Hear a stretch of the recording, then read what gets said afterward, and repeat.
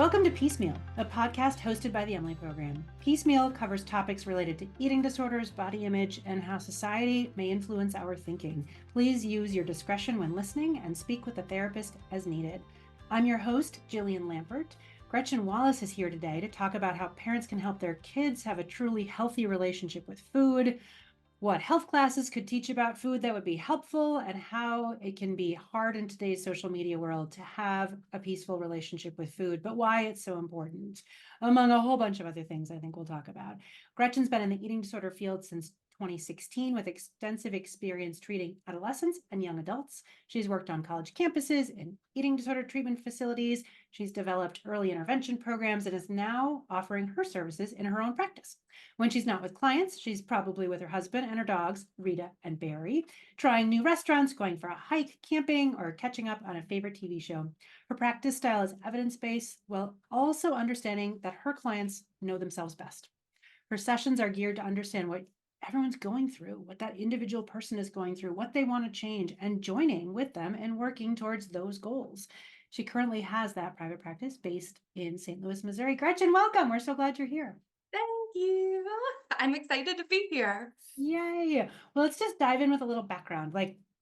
Tell us about your work. How did your career in eating disorders come to be?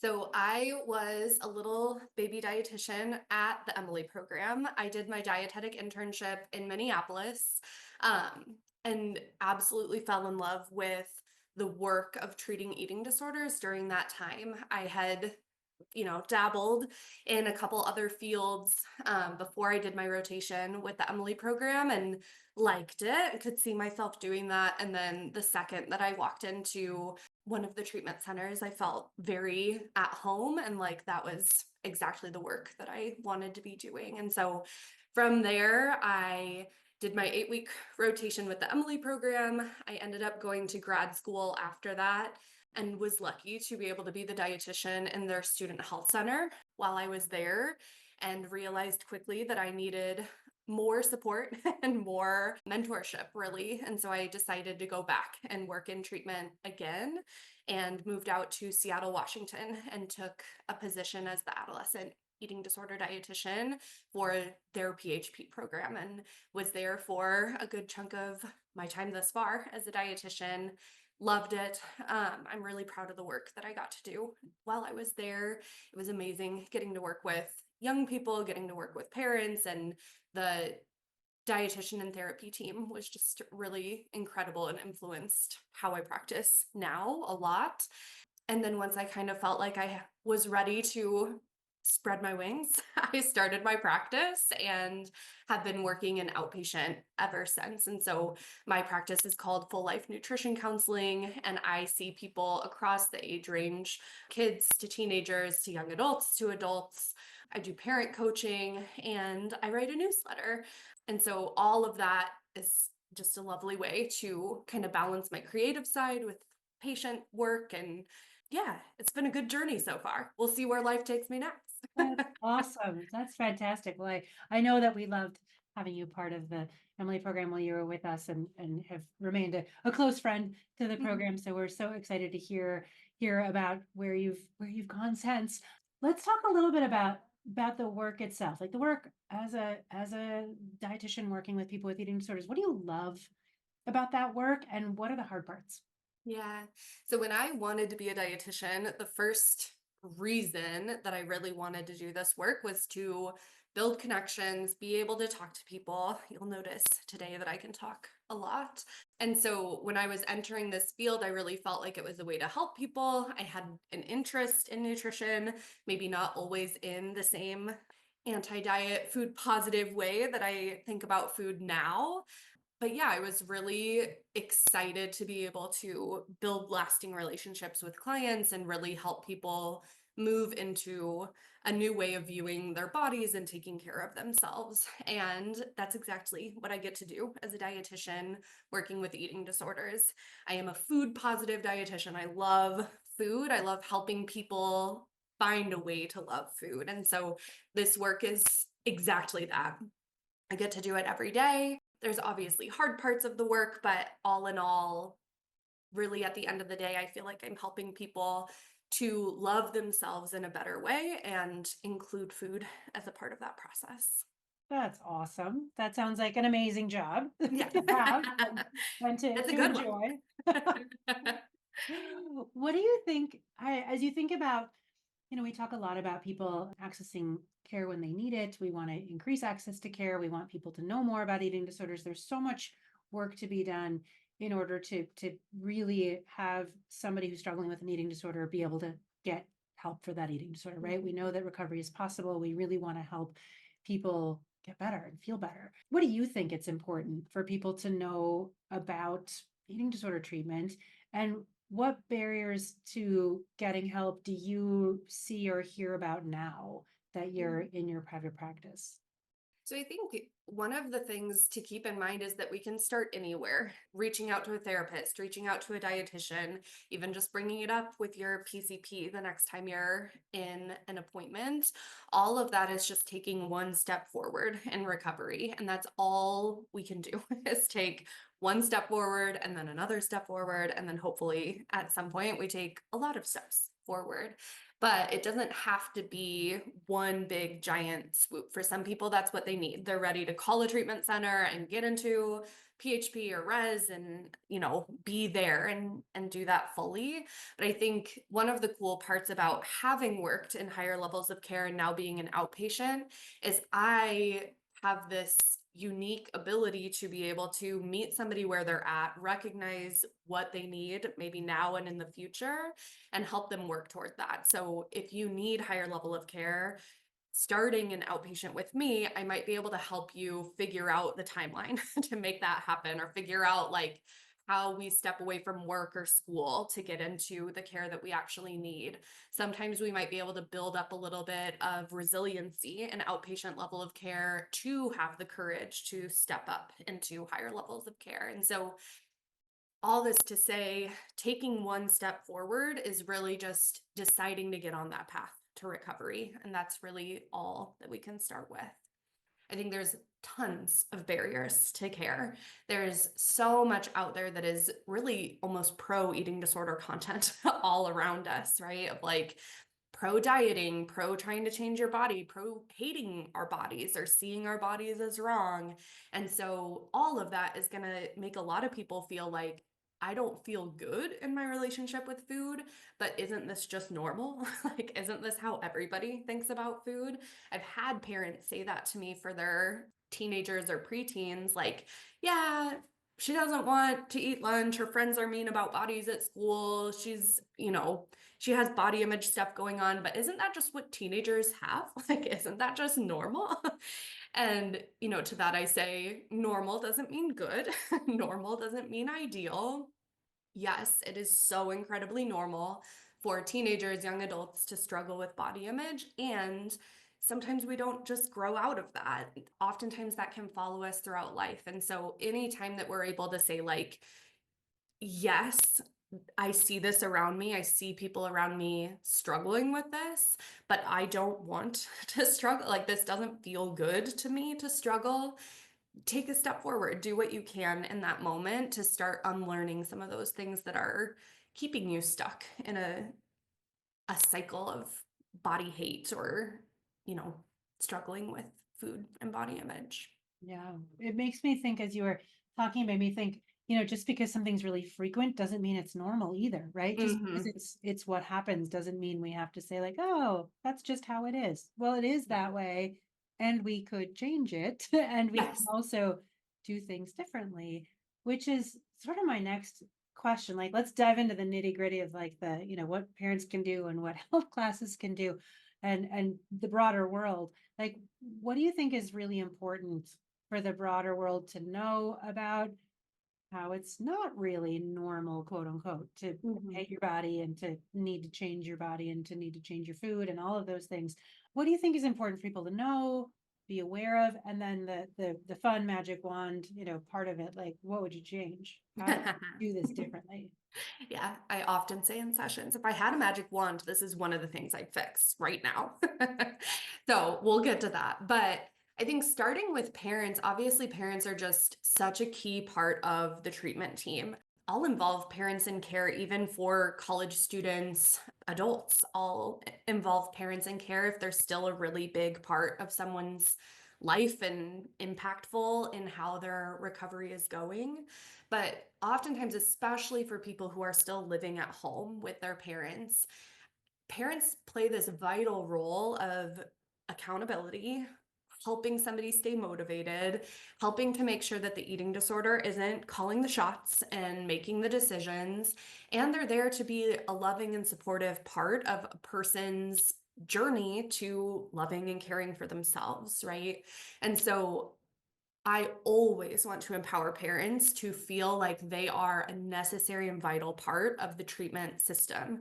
They are not the dietitian, they are not the therapist, they are not the doctor, but they play just as vital of a role being the parent and being the one to hold boundaries and hold expectations and also be loving and caring and generous all at the same time. And that's a hard role to play at times. Eating disorders can be loud and they can be mean sometimes. They don't say nice things in people's heads. And so, yeah, it's a role that can be really challenging. And that's also why I always recommend that parents request to be a part of treatment. I know that's already part of higher level of care at the Emily program, but even at outpatient, I want parents to feel like, yes, you get to be a part of sessions, you get to be a part of this process because if your kid is recovering without you, then at some point, something's got to change at home a lot of times. And so it's helpful when the whole family is recognizing, like, oh, yeah, this pattern is not supporting us. This is not a way that we want to think about food or bodies anymore. And so, yes, parents, you're part of this. You are important. We care about how you feel. We care about you being involved. For the greater world, of course, this is such a tricky subject because diet culture is all around us. We are constantly surrounded by messaging that changing our body is going to make us happier. Restricting our foods or eating a perfect diet is going to solve all of our problems. We're going to have a better life, better friendships, better social life if we can just perfectly control food in our bodies. And of course, anybody who has gone through eating disorder treatment knows that that promise doesn't come to fruition. It is the eating disorder's way of kind of roping you in and bringing you in, and then the goalpost moves, and we never really reach that point where everything feels perfect.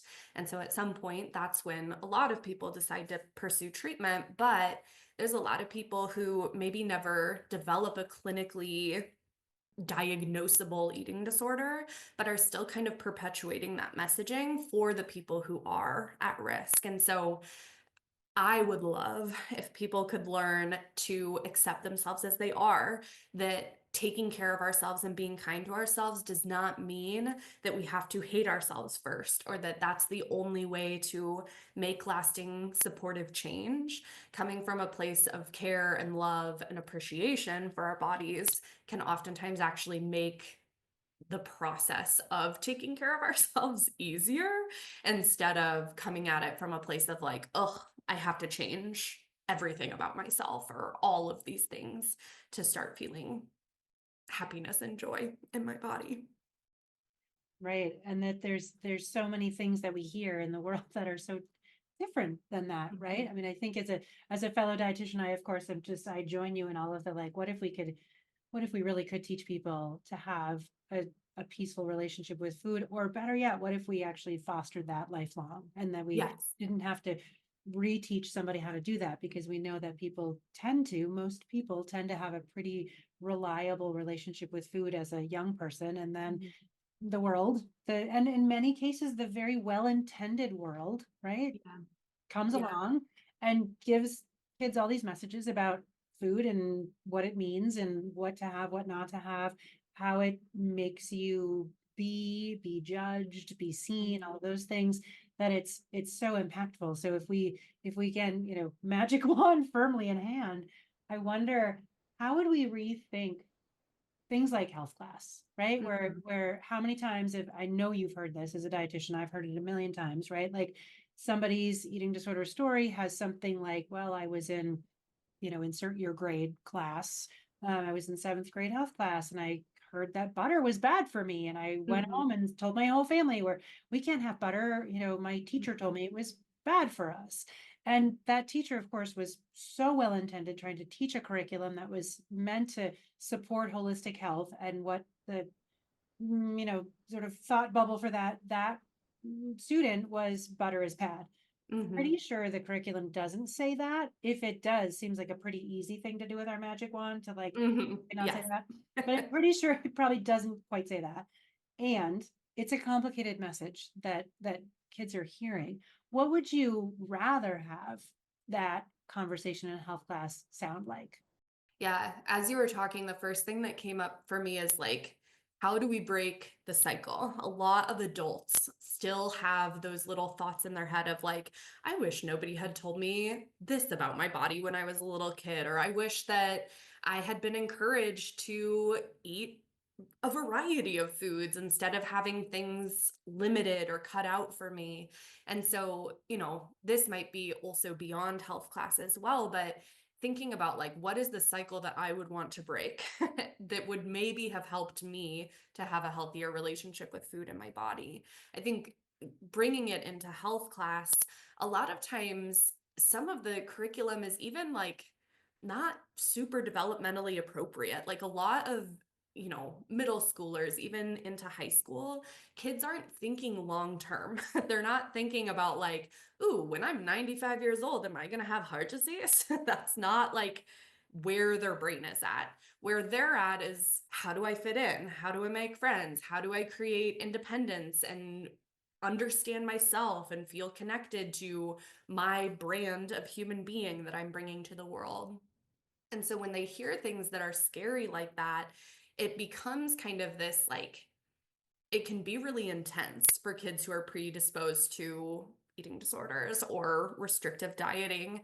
And so when they hear that like black and white statement of butter is bad for us, like you said, I don't think that's in the curriculum. It's not that black and white. That's not that simple.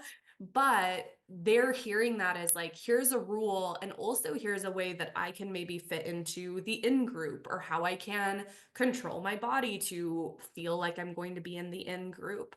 And that is where the developmental side of adolescence is really going to mess with some of that messaging that comes up in health class. And so, yeah, the rigidity that comes up of like, I've heard health classes talking about like making kids calorie count or having them track their food all week or calculating their BMI and what their ideal BMI is, which, side note, BMI wasn't designed for children. It's not even applicable to children compared to all of the other things. And, we're not going to get into all of the BMI debate at this point, but if we can at least leave it at it's for sure not for children.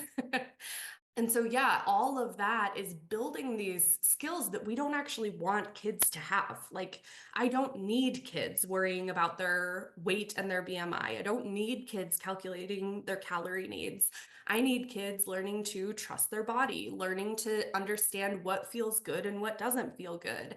What does good, helpful exercise feel like to them? How does it feel when they stretch more often? How does it feel when they spend time with their friends? What does it feel like when they skip veggies for a couple days? Like, do they notice that they're not going to the bathroom as often, or they feel a little bit more sluggish? And when we can help kids actually cue into their body, we're giving them these life skills that they can use for forever to understand, what makes them feel better, what helps them to feel good in their body. And that, wouldn't that be a gift, right? Like, how cool would that be to be So able to cool. trust ourselves instead of looking at the world as this scary place where food is out to get us, right? And if food is out to get us, it makes all food kind of scary rather than having it be this vital, life giving, nutrient rich experience that we need to be having every day, multiple times per day.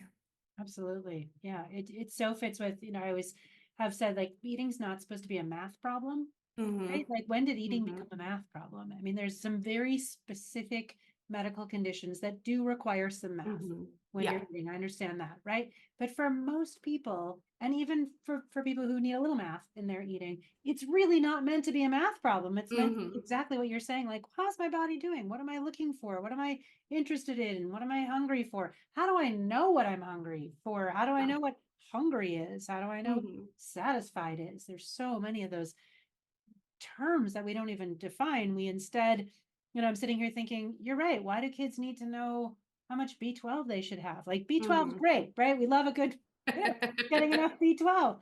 Uh-huh. But really? Like, I don't know if an 11-year-old needs to be thinking a lot about B12 or saturated fat. Mhm. So it's Yeah, really interesting how sort of misapplied our really well-intentioned thoughts are, uh, exactly. which makes me think of another big messy topic to ask you about is what about social media, right? Like health class is one thing when you're like in a room with real people and a teacher like talking about something, or you're at home with your family talking about something, but it's really an open-ended thought, like, or open-ended question, sort of, what about social media and what are your thoughts about what should we be thinking about with kids and social media and all these Mhm. messages? I wish I had a straightforward answer about that. I think what is really interesting to me, I've done a lot of work to curate my feed, and I'm constantly looking for people who I want to recommend my clients and all of that follow. And so I'll be honest, my social media is very pro recovery. I see a lot of body diversity. I follow, anti diet, all foods fit dietitians. I follow cool eating disorder therapists. And so sometimes I end up on the wrong side of social media and I'm like, oh no, this is bad. We do not need this. Nobody needs this information. And so there's a couple things I always recommend. One, your feed should look like the world around you. If you scroll through social media and you're like, why is everybody thin? Everybody's white. Everybody looks the exact same, and everybody's talking about eating in this restrictive way. There's something already wrong. Your social media isn't reflecting the actual world around you. So look for body diversity. Hit follow when you see people who look different and expand your idea of what a beautiful, normal body looks like. I also love to tell people to hit the report button, hit the block button. There is literally a like encouraging eating disorders report feature on at least Instagram, I think on TikTok as well. And that will one help shape the feed that actually shows up for you. And it feels kind of nice. It feels good to be like, this is not okay. I'm not cool with this. And I'm not cool with this messaging showing up for other people either. And so that can feel really supportive. And spending less time on social media is probably going to help our brains too, right? It's no matter what, even if we're following the most, helpful, supportive accounts, even when we're on that, we can also still get really sucked into this like one track mind. Like this is all I think about. This is all that's important to me. When the reality is we have so much life going around us all the time, like going for a walk, spending time with people we love, calling a friend, calling a grandparent that we haven't called in a while, spending time with your dog. Like all of these things are going to help our brains see that life is bigger than just paying attention to our own bodies. Because when we minimize life to everything is about my body, it it's still keeping us stuck, even if we're doing that in a more helpful way than from a negative body space. Right. I totally agree that there are so many positive things you can follow on social media, you can see on social media. My feeds are curated to be pictures of mostly baby animals, Oh, which is isn't that delightful. lovely? Yeah. So lovely. I read somewhere that the one of the most satisfying images for our brains is baby animals. And I'm like, well, that seems true. Certainly feels true for me. So I am baby animals. Like this morning, baby wallabies. Oh, When am I ever going to see a baby wallaby in real life? Like I watched baby wallabies for a couple minutes rolling around. yeah. So you can see things you might never see. Yeah. And even if I, get a great amount of joy from watching these cute little baby wallabies, which I do, watching them for an hour would be a lot more than I need and actually be diminishing joy, right? It's joyful Yeah. because I'm like, oh, look at that little baby animal. That when we are so focused on head down on phone, so many things are not going well for our bodies at that point from a Yeah. physiological perspective and a psychological perspective. So 100% agree. There's a lot of cultivating you can do to, Hmm. to really maximize the impact of the algorithms, right? We know Hmm. that social media is so much about algorithms. And if you harness the power of the algorithm, you can cultivate a feed that's actually kind of fun Yeah. and doesn't make you feel terrible about yourself. Yeah. Yeah. I do, if people are listening and they're like, well, how do I find these people who are positive? I do have a list of them on my newsletter. So it's the full life on Substack. And so if you kind of scroll through, it's pinned and it's unlocked. So anybody can get on there and see a list of who I really think I like following, who I think can be really positive. And I like to add people to it all the time. It's a living list. And so if anybody's like, I meet that criteria or I have my favorite people, I'd also love to add them. So, yeah, resources are out there if you're looking to change things. And yes, baby animals, like, we don't need to always be educating ourselves. Like, sometimes it's just about lighting up that dopamine in our brain and seeing something really cute for a while. Absolutely, absolutely. Well, that's definitely one, you know, concrete action step people can take is to follow you, and then the Mhm. algorithm will help them to get more similar content. So let's use like I'm all for harnessing those algorithms for the good. Kind of like those eating disorder temperament traits or the temperament traits that put people at higher risk to develop an eating disorder. How do we harness those temperament traits for the Yeah. good and, go to the light and apply them, Yes. wrestle them back from the eating disorder, which kind of leads to my next question. It's a little magic wandy, but like, what are your hopes for people struggling with an eating disorder? What else would you like to see? Part of your career is trying to make a difference in this Mhm. area.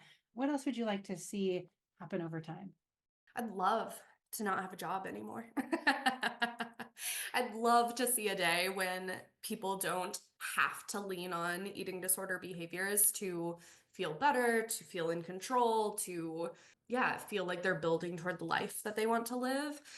I have no idea if I'll get to see that in my lifetime. Right now, it does not feel like we are super close to that end goal, but I think what I always want people to walk away with is hope for the future. I would not do this work if I did not believe that recovery was possible and worth it, right? That is oftentimes what I'm coming to clients with when they come to me and they say, like, I just don't know if this is for me. Like, I don't know if I can see myself in recovery. I don't know if it's worth it. I've tried it. I can't imagine my body being bigger or being okay with my body in the size that it is now. And what I oftentimes want them to hear is like, what if we put some of those fears aside for now, right? We've tried the eating disorder. We ended up here. We're in my office. So something wasn't going well. Something brought you here, or something brought your parents to say that we needed to be here. And so what if we just tried it my way? And see if it works, see if you're happier. If at the end of this you are more miserable, you hate your life more, everything is worse, I can't force you to stay in recovery. That's not my job. I don't follow people around to their work or to school or to their homes. You get to live your life. But I, again, would not do this work if I didn't think your life would be better on the other side. And if I didn't think that it was possible for us to get there. So if we can kind of zone in on that possibility that life could be better without my eating disorder, I think it helps a lot of people to feel a little bit more comfortable just, again, taking one single step forward, like getting on that path and giving it a try, because there's nothing wrong. There's nothing necessarily permanent about trying recovery and going for it and seeing what it looks like for you. And yeah, I believe that it's going to be good. You're going to like it. It's going to be better. Life is not perfect. Life is still life, but we'll develop new coping skills. We'll figure out how to handle the life that happens. We don't need your eating disorder to cope and to exist. on this planet. It's not serving us. Absolutely. I agree. I believe it. I believe it too. It makes me think of, my clients have heard me say over the years, like, let's just try an experiment. Like, Hmm. I love Yeah. experiments. I'm a scientist. Let's try an experiment. Hmm. It's experiments sometimes fail miserably, and sometimes they lead us to amazing new Hmm. discoveries. And sometimes they're just sort of interesting. So let's try an experiment. We can always try something else. So I love that Exactly. spirit of let's just try and Hmm. see what will happen. And the eating disorder, you're right, the eating disorder will sort of be waiting over there if it turns out that the experiment didn't work out so well, or you want to recovery maybe isn't all it you thought it might be, which it probably will be, but it'll, the eating disorder is not going to give up super easily, but our job Uh-huh. is to, all work together to help it go dissipate Yeah. and not need to be there. Yeah. It's so possible. It sort of leads perfectly into really my last question, which we ask everybody, but I think I'm sure, I'm certain you'll have a wonderful answer. And I also imagine you've had this conversation with specific individuals that you might be able to think of. And people will often come in our offices and say, like, yeah, that sounds like I hear what you're saying. Or maybe they'll say it on the phone or they're talking to a friend, like, I hear what they're saying. I hear that recovery is possible. I hear you saying that, but it's not possible for me. I'm Mhm. the exception. Like, it's not going to work for me. What would you say to that person who just doesn't believe it's possible for them, even if it's possible for other people?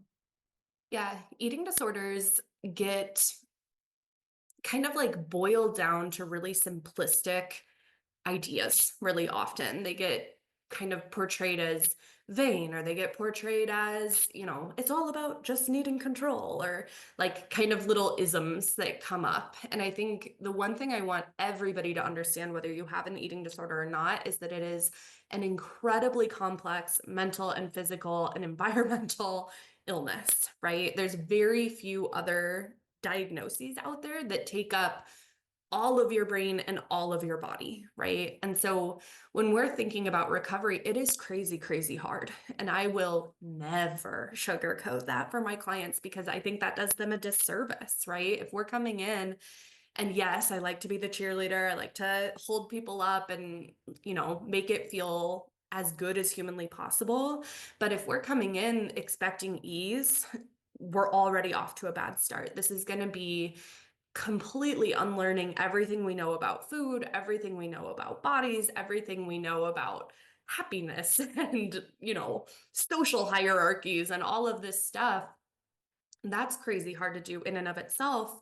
And then we have the biological part where your brain and body might be fighting against recovery. It might feel terrible to eat enough food. It might feel horrible to not use binging and purging behaviors. There's so much that our body kind of either gets used to and adjusts to, or fights back against as we're doing the recovery process. And so there's a reason we have a big old team in eating disorder treatment. There's a reason we're not only in therapy or only working with a dietitian or only working with a doctor. We have all of these people on the team. There's a reason why higher levels of care exist and why we might need residential or PHP to really get recovery in a solid place before we're ready for outpatient. And it's because it's crazy hard. And so if it's feeling like that, you are actually not the anomaly. You aren't feeling that way because you can't recover and because you don't have the capacity or the skills. It's because you're learning the skills. You're figuring out how to make that happen.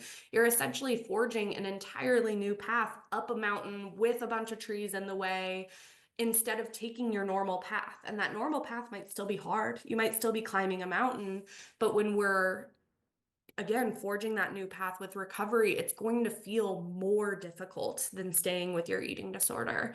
And so even with all of that, it's a slow process for a lot of people.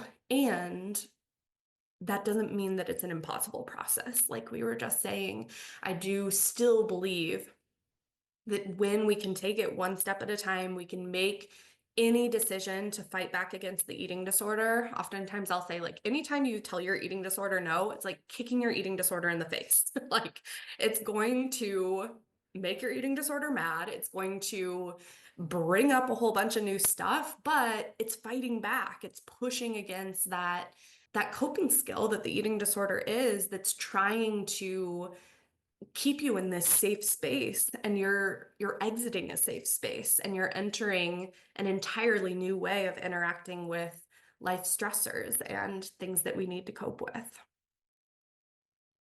So well said, and practical and inspiring and realistic. And that, I think, is such a key piece of what you offer in your care and your work with people, that it's, you're right. There's a lot of hard work, and getting to that top of the mountain in a different way, whew, sure feels good Mhm. when you can Yeah, get there and roam around and see things from a new perspective. And the journey is definitely worth it. yeah, yeah, absolutely. It's a nice view from the top. It is a nice view. It is a nice view, and it, might take a couple times around the mountain, up and down, all around, and that's okay. That's Hmm. that's normal. That's Exactly. normal. Yeah, Right. yes.